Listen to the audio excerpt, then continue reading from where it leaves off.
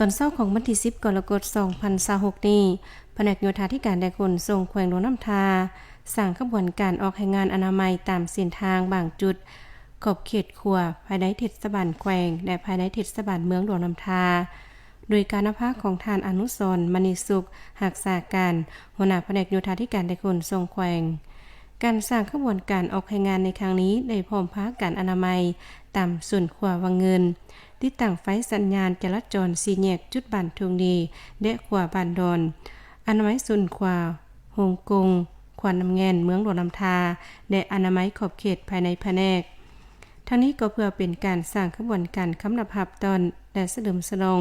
วันสร้างตั้งโยธาธิการในขนส่งครบรอบ75ปีวันที่13กรกฎาคม1951 53กรกฎาคม2026และวันคล้ายวันเกิดของประธานสุพรรณวงศ์ครบรอบ117ปี13กรกฎาคม1909 53กรกฎาคม2026ที่จะมาถึงในมม.นี้โอกาสดังกล่าวท่านคำลาขานสง่าของหัวหน้าแผนกโยธาธิการในขนส่งแขวงให้ฮู้เติมว่าการออกงานในมื้อนี้ในเนื่องในโอกาสที่ว่าวันสร้างตั้งของโยธาธิการและขนส่งของ